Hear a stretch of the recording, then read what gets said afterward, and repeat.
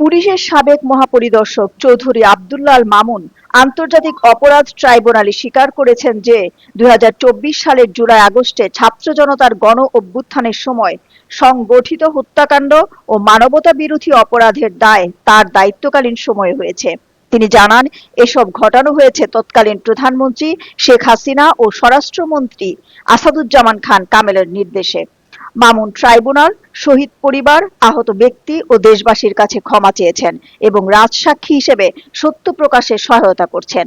যে ২০১৪ সাল এবং ২০১৮ সালের পাতানো এ দুটি নির্বাচনের পরে পুলিশ বাহিনী অ্যাবসলিউটলি এদের চেইন অফ কমান্ডটা ভেঙে পড়ে। উনি র্যাব প্রধান, উনি সিআইডি প্রধান, উনি ঢাকা রেঞ্জের ডিআইজি এবং আইজিপি থাকা সত্ত্বেও উনি কেন ওনার সাবঅর্ডিনেটদেরকে কন্ট্রোল করতে পারতেন না, উনি সেই বর্ণনাটাই মূলত দিয়েছেন।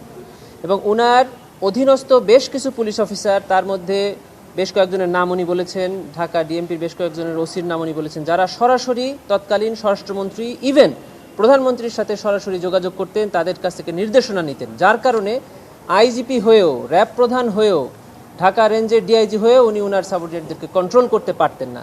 এই যে পুলিশের সাথে সরকারের সরাসরি যোগাযোগ হওয়ার কারণে পুলিশের চেইন অফ কমান্ড ভেঙে পড়ে এবং রাষ্ট্রীয় এই মদদে এই সকল অন্যায় অপকর্মগুলো হয়েছিল, এটাই উনি মূলত বলতে চেয়েছেন। আর বিশেষ করে উনি ওনার যে ঘটনার কথা বলেছেন, উনি কোন কোন মিটিংয়ে ছিলেন, উনি আইজিপির উনি স্বরাষ্ট্রমন্ত্রীর সাথে কোর কমিটির মিটিংয়ে বসতেন, প্রতি রাতের বৈঠকে বসতেন, এই যে বৈঠকে ওনার বসা, এটাই তো ওনার অপরাধের সাথে সংশ্লিষ্টতা, এটাই তো উনি অপরাধে অংশগ্রহণ করলেন। অতএব উনি যে অপরাধে অংশগ্রহণ করেননি এটা ঠিক না। ওনার এই স্টেটমেন্ট থেকে পুরোপুরি বোঝা যাচ্ছে যে উনি এই অপরাধেরই একটু অংশ ছিলেন। জুলাই আগস্ট গণ অভ্যুত্থানের ঘটনা উনি কেবল বর্ণনা শুরু করেছেন। প্রথমের অর্ধে উনি যেটা বলেছেন সেটা হলো যে ১৯ তারিখে আর্মি ডিপ্লয়েড হয়, তারপরে স্বরাষ্ট্রমন্ত্রীর বাসায় কোর কমিটির মিটিং হতো। এই কোর কমিটিতে উনি ছিলেন সহ আরও যারা যারা ছিলেন উনি তাদের নাম বলেছেন। সেখানে সিদ্ধান্ত হতো কিভাবে এই আন্দোলন দমন করা যায়, কোন কোন পদ্ধতিতে এই আন্দোলন দমন করা হবে, এবং সমন্বয়কদেরকে আটক করে তাদেরকে জোরপূর্বক আন্দোলন উইথড্র করান এবং তাদের ফ্যামিলির উপরেও নির্যাতন করা হয়েছে। এই সকল বর্ণনা উনি এখন পর্যন্ত দিয়েছেন। জি, এই সমন্বয়কদেরকে গ্রেফতার করে ডিবি হেফাজতে রেখে তাদের কাছ থেকে আন্দোলন প্রত্যাহারের সিদ্ধান্তটা ডিজিএফআই থেকে নেওয়া হয়েছিল এবং ডিবিকে এই দায়িত্ব দেওয়া হয়েছিল। এই দায়িত্বটা এক্সিকিউট করেন ডিবি এবং আদেশটা দিয়েছিলেন তৎকালীন স্বরাষ্ট্রমন্ত্রী, এটা উনি বলেছেন।